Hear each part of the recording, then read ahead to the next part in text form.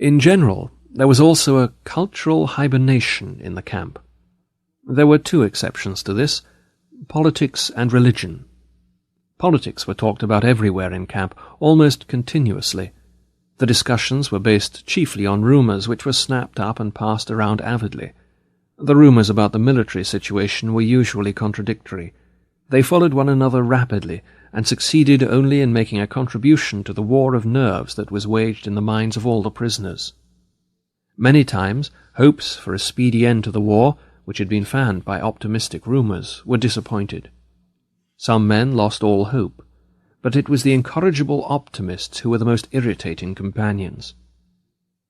The religious interest of the prisoners, as far and as soon as it developed, was the most sincere imaginable. The depth and vigour of religious belief often surprised and moved a new arrival.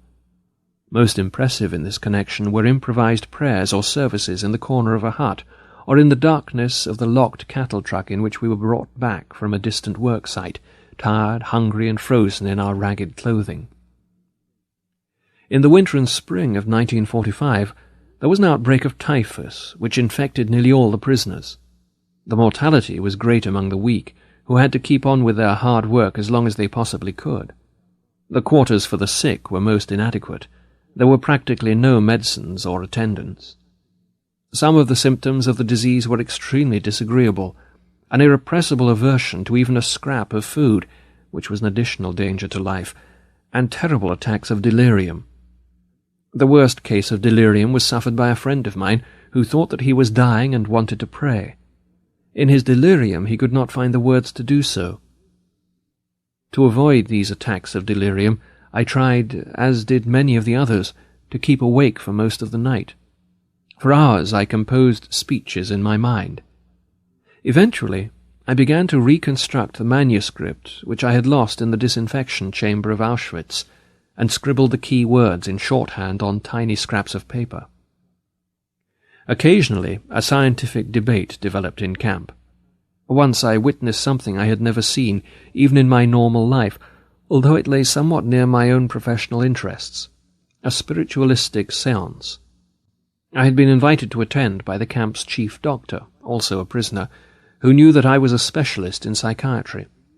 The meeting took place in his small private room in the sick quarters.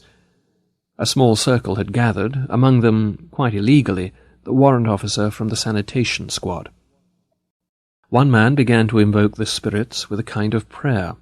The camp's clerk sat in front of a blank sheet of paper without any conscious intention of writing.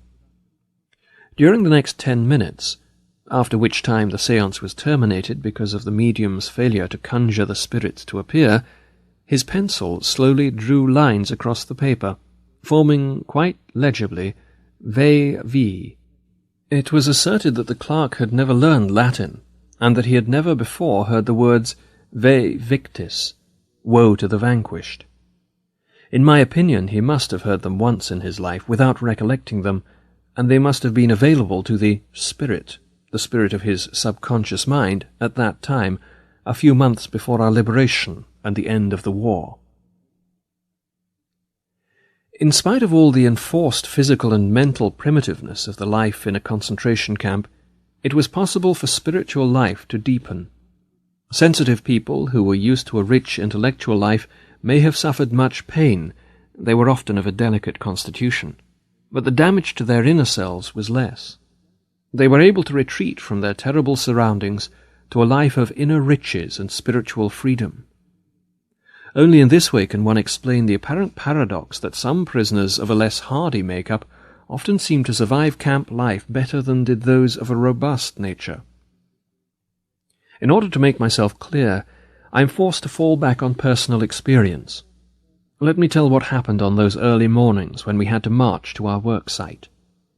There were the shouted commands: "Detachment, forward, march! Left 2, 3, 4, left 2, 3, 4, left 2, 3, 4, left 2, 3, 4.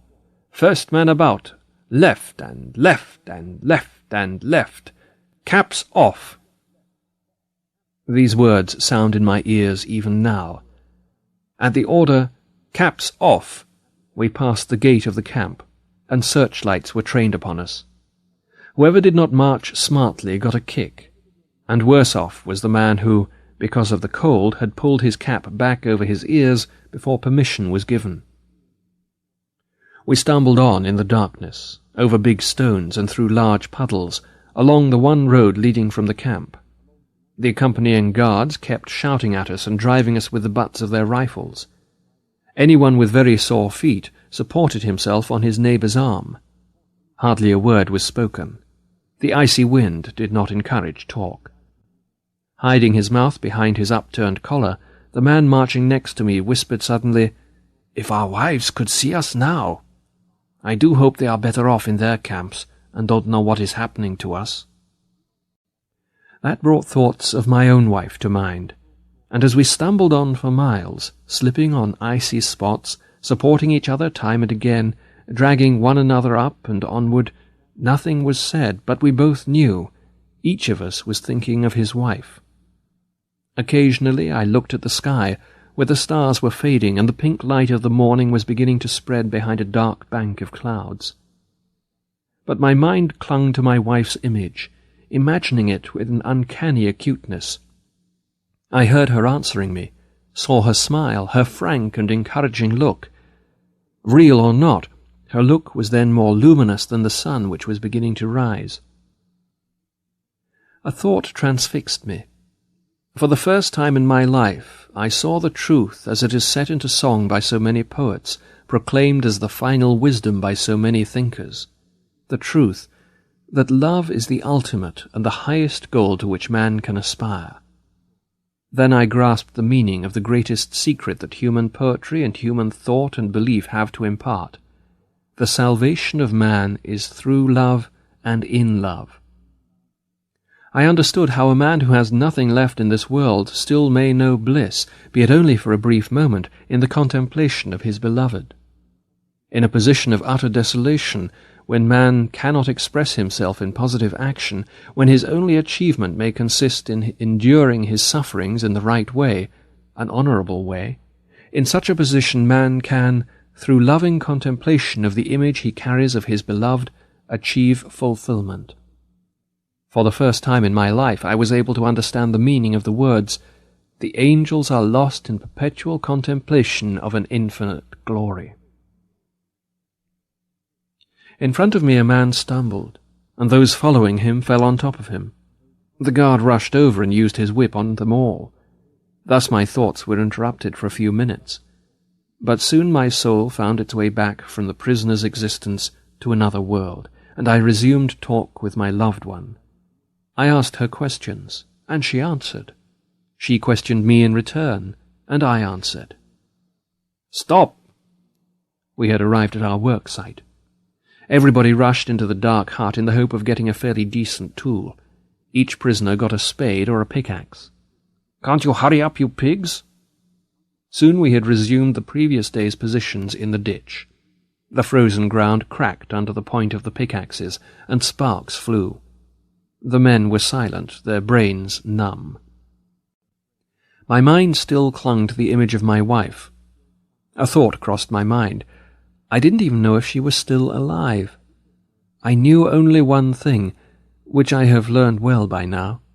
Love goes very far beyond the physical person of the beloved. It finds its deepest meaning in his spiritual being, his inner self. Whether or not he is actually present, whether or not he is still alive at all, ceases somehow to be of importance. I did not know whether my wife was alive, and I had no means of finding out. During all my prison life there was no outgoing or incoming mail. But at that moment it ceased to matter. There was no need for me to know. Nothing could touch the strength of my love, my thoughts, and the image of my beloved. Had I known then that my wife was dead, I think that I would still have given myself, undisturbed by that knowledge, to the contemplation of her image, and that my mental conversation with her would have been just as vivid and just as satisfying.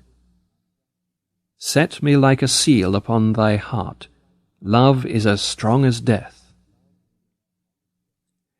This intensification of inner life helped the prisoner find a refuge from the emptiness, desolation, and spiritual poverty of his existence by letting him escape into the past. When given free rein, his imagination played with past events, often not important ones, but minor happenings and trifling things.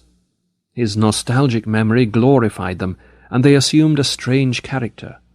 Their world and their existence seemed very distant, and the spirit reached out for them longingly. In my mind I took bus rides, unlocked the front door of my apartment, answered my telephone, switched on the electric lights. Our thoughts often centered on such details, and these memories could move one to tears. As the inner life of the prisoner tended to become more intense, he also experienced the beauty of art and nature as never before. Under their influence he sometimes even forgot his own frightful circumstances.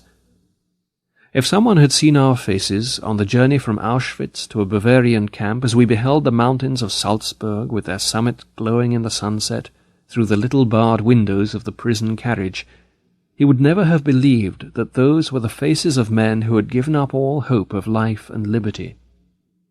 Despite that factor, or maybe because of it, we were carried away by nature's beauty, which we had missed for so long. In camp, too, a man might draw the attention of a comrade working next to him to a nice view of the setting sun shining through the tall trees of the Bavarian woods, as in the famous watercolour by Dürer, the same woods in which we had built an enormous hidden munitions plant. One evening, when we were already resting on the floor of our hut, dead tired, soup bowls in hand, a fellow prisoner rushed in and asked us to run out to the assembly grounds and see the wonderful sunset. Standing outside, we saw sinister clouds glowing in the west, and the whole sky alive with clouds of ever-changing shapes and colours from steel blue to blood red. The desolate grey mud huts provided a sharp contrast, while the puddles on the muddy ground reflected the glowing sky. Then, after minutes of moving silence, one prisoner said to another, "How beautiful the world could be."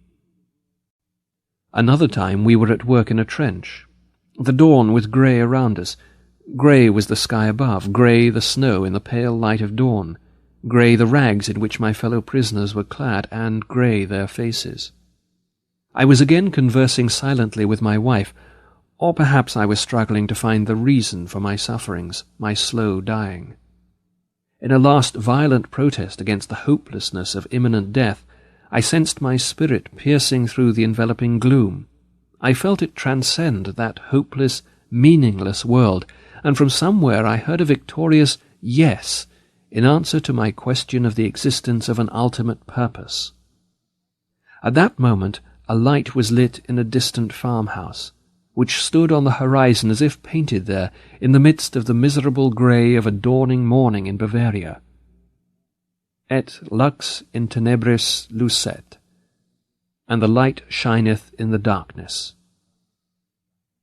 For hours I stood hacking at the icy ground. The guard passed by, insulting me, and once again I communed with my beloved. More and more I felt that she was present, that she was with me. I had the feeling that I was able to touch her, able to stretch out my hand and grasp hers. The feeling was very strong. She was there. Then, at that very moment, a bird flew down silently and perched just in front of me, on the heap of soil which I had dug up from the ditch, and looked steadily at me. Earlier I mentioned art. Is there such a thing in a concentration camp? It rather depends on what one chooses to call art. A kind of cabaret was improvised from time to time. A hut was cleared temporarily, a few wooden benches were pushed or nailed together, and a programme was drawn up. In the evening those who had fairly good positions in camp, the capos and the workers who did not have to leave camp on distant marches, assembled there. They came to have a few laughs, or perhaps to cry a little, anyway to forget. There were songs, poems, jokes, some with underlying satire regarding the camp. All were meant to help us forget, and they did help. The gatherings were so effective that a few ordinary prisoners went to see the cabaret in spite of their fatigue, even though they missed their daily portion of food by going. During the half-hour lunch interval, when soup, which the contractors paid for and for which they did not spend much, was ladled out at our work site, we were allowed to assemble in an unfinished engine room. On entering, everyone got a ladleful of the watery soup. While we sipped it greedily, a prisoner climbed onto a tub and sang Italian arias. We enjoyed the songs, and he was guaranteed a double helping of soup, straight from the bottom. That meant with peas. Rewards were given in camp not only for entertainment, but also for applause. I, for example, could have found protection, how lucky I was never in need of it, from the camp's most dreaded capo, who for more than one good reason was known as the murderous capo. This is how it happened. One evening I had the great honour of being invited again to the room where the spiritualistic séance had taken place. There were gathered the same intimate friends of the chief doctor, and, most illegally, the warrant officer from the sanitation squad was again present. The murderous capo entered the room by chance, and he was asked to recite one of his poems, which had become famous, or infamous, in camp. He did not need to be asked twice, and quickly produced a kind of diary from which he began to read samples of his art. I bit my lips till they hurt, in order to keep from laughing at one of his love poems, and very likely that saved my life. Since I was also generous with my applause, my life might have been saved even had I been detailed to his working party, to which I had previously been assigned for one day, a day that was quite enough for me. It was useful, anyway, to be known to the murderous capo from a favourable angle, so I applauded as hard as I could. Generally speaking, of course, any pursuit of art in camp was somewhat grotesque. I would say that the real impression made by anything connected with art arose only from the ghost-like contrast between the performance and the background of desolate camp life. I shall never forget how I awoke from the deep sleep of exhaustion on my second night in Auschwitz, roused by music. The senior warden of the hut had some kind of celebration in his room, which was near the entrance of the hut. Tipsy voices bawled some hackneyed tunes. Suddenly there was a silence, and into the night a violin sang a desperately sad tango, an unusual tune not spoiled by frequent playing. The violin wept, and a part of me wept with it, for on that same day someone had a 24th birthday. That someone lay in another part of the Auschwitz camp, possibly only a few hundred or 1,000 yards away, and yet completely out of reach. That someone was my wife. To discover that there was any semblance of art in a concentration camp must be surprise enough for an outsider, but he may be even more astonished to hear that one could find a sense of humour there as well. Of course, only the faint trace of one, and then only for a few seconds or minutes. Humour was another of the soul's weapons in the fight for self-preservation. It is well known that humour, more than anything else in the human make-up, can afford an aloofness and an ability to rise above any situation, even if only for a few seconds. I practically trained a friend of mine who worked next to me on the building site to develop a sense of humour. I suggested to him that we would promise each other to invent at least one amusing story daily about some incident that could happen one day after our liberation. He was a surgeon and had been an assistant on the staff of a large hospital, so I once tried to get him to smile by describing to him how he would be unable to lose the habits of camp life when he returned to his former work. On the building site, especially when the supervisor made his tour of inspection, the foreman encouraged us to work faster by shouting, "Action! Action!" I told my friend, "One day you will be back in the operating room performing a big abdominal operation. Suddenly an orderly will rush in, announcing the arrival of the senior surgeon by shouting, 'Action! Action!'" Sometimes the other men invented amusing dreams about the future, such as forecasting that during a future dinner engagement they might forget themselves when the soup was served and beg the hostess to ladle it from the bottom. The attempt to develop a sense of humour and to see things in a humorous light is some kind of a trick learned while mastering the art of living. Yet it is possible to practice the art of living even in a concentration camp, although suffering is omnipresent. To draw an analogy, a man's suffering is similar to the behaviour of gas. If a certain quantity of gas is pumped into an empty chamber, it will fill the chamber completely and evenly, no matter how big the chamber. Thus, suffering completely fills the human soul and conscious mind, no matter whether the suffering is great or little. Therefore, the size of human suffering is absolutely relative. It also follows that a very trifling thing can cause the greatest of joys. Take as an example something that happened on our journey from Auschwitz to the camp affiliated with Dachau. We had all been afraid that our transport was heading for the Mauthausen camp. We became more and more tense as we approached a certain bridge over the Danube, which the train would have to cross to reach Mauthausen, according to the statement of experienced travelling companions.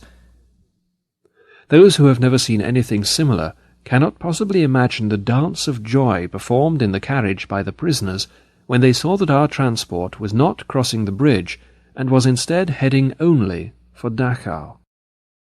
And again, what happened on our arrival in that camp after a journey lasting 2 days and 3 nights?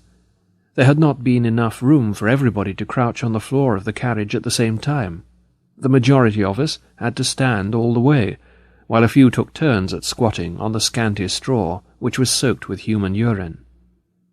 When we arrived, the first important news that we heard from older prisoners was that this comparatively small camp, its population was 2,500, had no oven, no crematorium, no gas.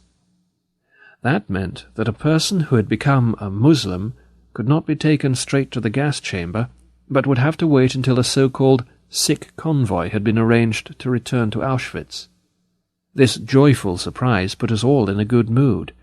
The wish of the senior warden of our hut in Auschwitz had come true.